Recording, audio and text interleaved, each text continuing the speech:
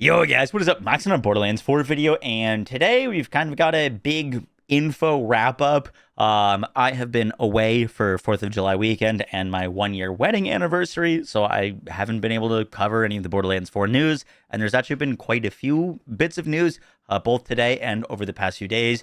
We've got a interview with Graham Timmons, directly asking questions about Endgame, that Game Informer has posted. We've also got a Welcome to Kairos video that was posted by the Borderlands channel today.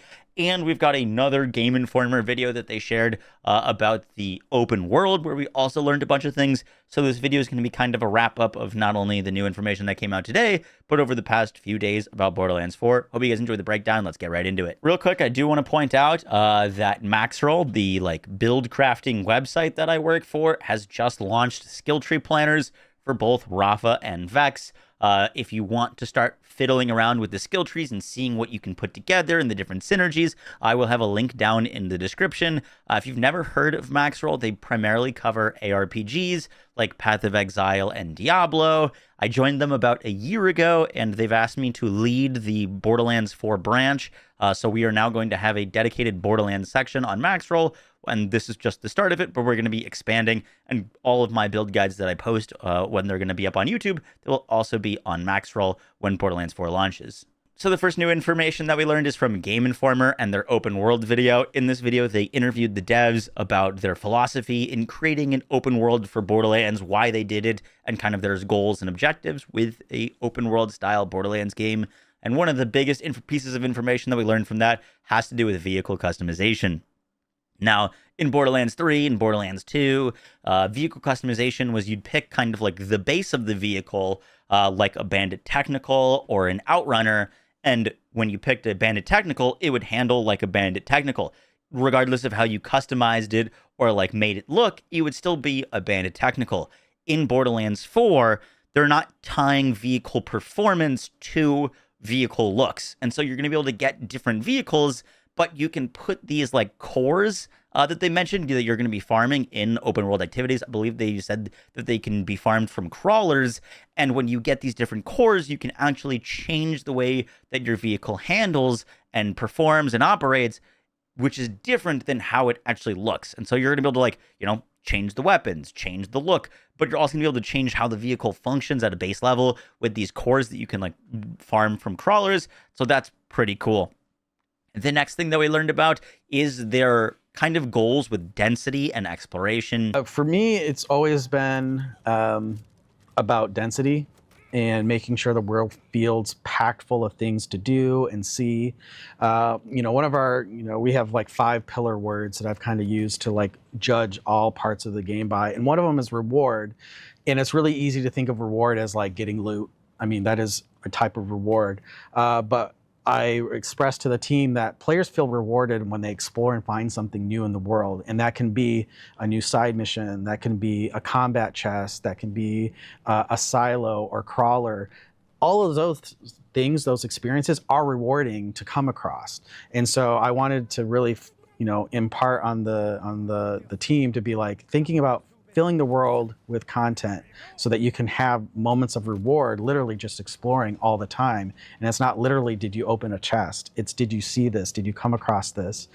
With the dynamic events and the moments in the world, you come around somewhere that you feel you've already know, and then it's different because there's a dynamic event happening.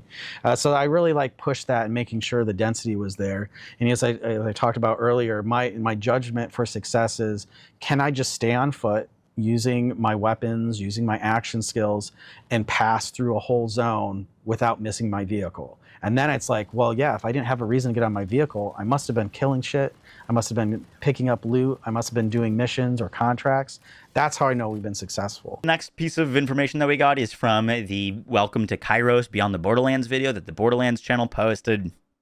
And this kind of details all of the different factions and the commanders that we're going to be fighting in different areas.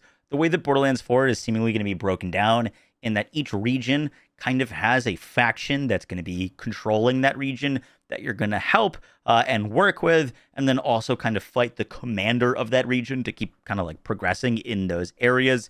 So we found out that the Outbounders, we had known some of this before, but we found out a little bit about their motivation.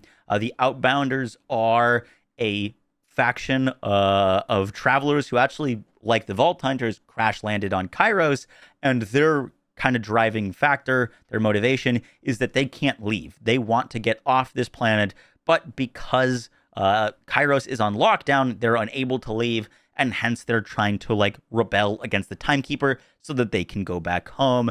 And they are going to be led by Rush, who we've seen and had some like cutscenes of.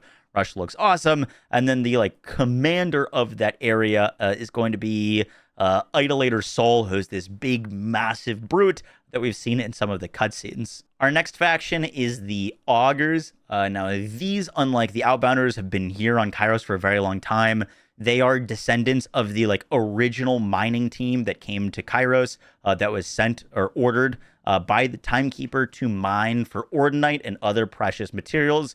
They are led by Calder, who is this kind of like small man. And while a lot of the Augurs are scared and living in fear of the Timekeeper, Calder wants to take the fight to him. Now, the commander of the like Augurs area is Vialictor, who is also like a descendant of the Augurs. And Vialictor has begun experimenting with Iridium. And we know how that goes. Iridium was not something that was on Kairos beforehand. However, when Elpis crash landed on Kairos, it has brought Iridium, and now Vialictor is using that Iridium to make crazy experiments. And so that's going to be the commander of this like faction. Our next faction is the Electi. The Electi are kind of like a nobility, high-class faction. They were living in the city of Kairos with the Timekeeper. However, when Elpis crashed, they were outside of the city, and the city went into lockdown, which kept the Electi out. And so now these high-class nobility are basically living on the streets and having to figure out how to survive on their own, and are also kind of like rebelling against the Timekeeper for being locked out.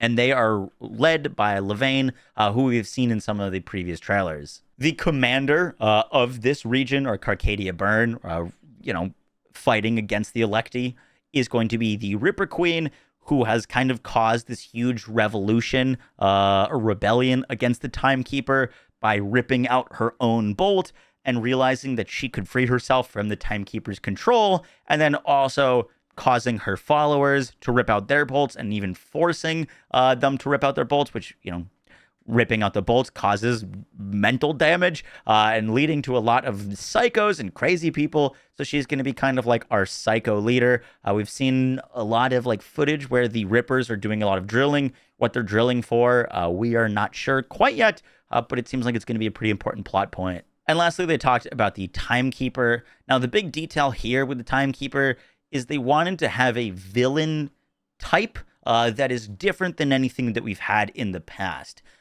They didn't want a villain who's like constantly in your ear, like we've had with like Jack or Tyrene or Troy.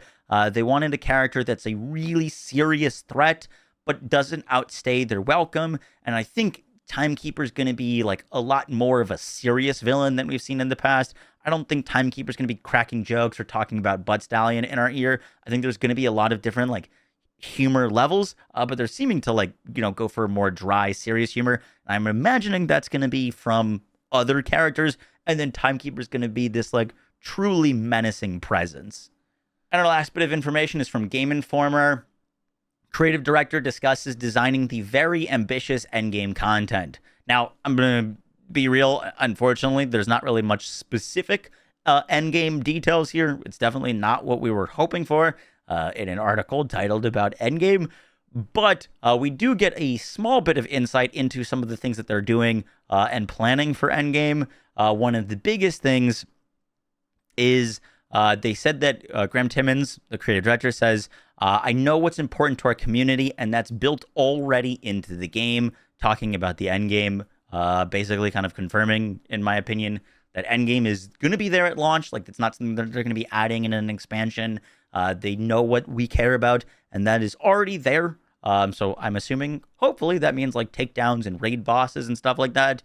But they also mention how they're planning the game to be prepared for Endgame and prepared for like, how the game is going to evolve. And one of those things has to do with skill trees. He says that we made a purposeful decision with our action skill tree, assuming what will come in the future with our end game. It's not a secret that we always eventually do level cap increases, right? That's built into the high level design of saying, okay, if that's going to still be in our future, how can we make our action skill tree this time anticipate that and be balanced from the jump? The team drew lessons from our past games, including the most recent entries in the series. In designing Borderlands 4's endgame, in Borderlands 3, we ended with 72 skill points. It's a really high number, and so for the game designer in me, that can create a lot of chaos with how those action skills were designed. You lose build diversity as you add more skill points because everyone's homogenous, because they all have the same skills ultimately unlocked. We've thought about Borderlands 4's endgame from the jump, and we have some great plans for what we're going to share, but I think we're taking a lot of the lessons from Wonderlands and Borderlands to make sure that we execute the best version of the endgame yet for Borderlands. What I think he is like kind of referencing here is, for example, when you make a build in Borderlands, one of the biggest decisions that you're making for the build is what capstone do you pick, right? And on launch, you get one capstone, so you've got different builds with different capstones, but when you get a bunch of skill points, now all of a sudden, every build has most likely two capstones, and then you lose a lot of that build diversity because, like, let's say two of those are for guns and one of them's for melee. If you're not playing a melee build, you're never grabbing that melee capstone. So then every gun build is looking like a blue tree, red tree capstone build. And so one thing that they're done with Borderlands 4 is you can only ever have one capstone active at a time. The capstones kind of function like augments in that they're something that you slot into your tree. So at level 50, you can get to multiple capstones already, but you can only have one active at a time. And that in of itself creates a lot more build diversity because you could have the same builds spec the same way and go down to the same path, but could be using multiple different capstones because now instead of one capstone per tree, we've got three. And I think that's something that they're kind of like referencing here, and that they, even if we get more skill points, it's not going to be like you get a ton of different capstones because you can only use one at a time. So I think that's actually really clever. Guys, that is going to do it for the little bit of information breakdown over the past few days of Borderlands stuff. I hope you guys enjoyed. If you're wondering when the next big, like, actual meaty piece of Borderlands info is going to drop, that'll be this Friday. Gearbox has confirmed that they will be at Billy World. I don't know what they're going to be showing or what to expect, but we know that they're going to be there. And I'm imagining if they're traveling all the way to China to make a presentation, that they're going to show us some cool stuff. So hopefully, maybe, fingers crossed, we get Rafa and Amon gameplay and skill trees, but we'll have to see. So, guys, that's going to do it for the video. I'll catch you on the next one. Take care. Peace.